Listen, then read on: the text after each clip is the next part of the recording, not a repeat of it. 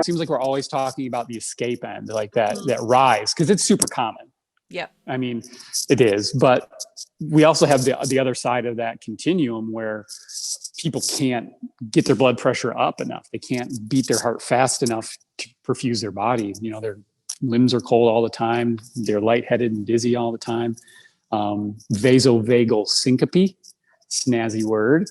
But that's like a thing that comes around a lot, where you just be cruising around and then you hit the floor. Not very cool, but these are super common also. Actually, just yesterday, I had this conversation. Or the same sort of thing, but it's on the other end of the spectrum where we see we're not able to activate the system enough. The one I looked at just yesterday was at rest. Heart rate and blood pressure are both really low. Blood pressure being, kind of like 90 over 45, which is pretty, like, that's not a lot of blood going into your head all the time. You know what I mean? And then the heart rate was around 50, which isn't like crazy low, but it's low enough in that scenario where you'd like it to, pump a little more. So we're getting more blood in. And then, you stand up and you see the same thing. So that didn't really matter. And one of the big things we did is, so we do a grip test where I'll have them grip a dynamometer and just hold it.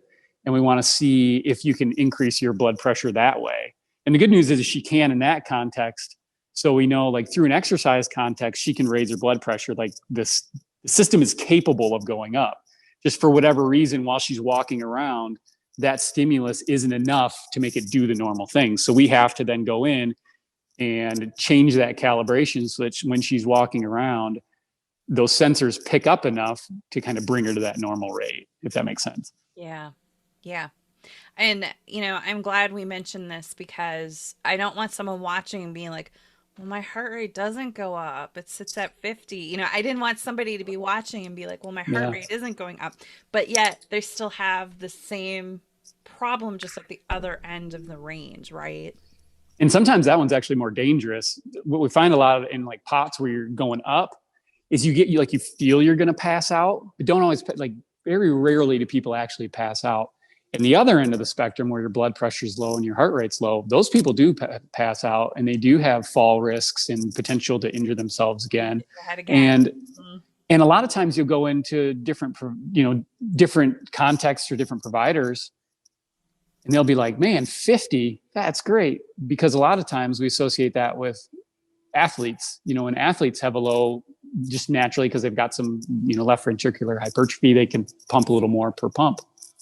But you don't want big gaps between your heartbeats, because that has to be stabilized. And especially when we think about cardiac arrhythmias and things like that, you want to bring that heart rate kind of back in that normal range. So even though sometimes you'd be like, yeah, mine could be at like 35, you're like, well, that's probably too slow.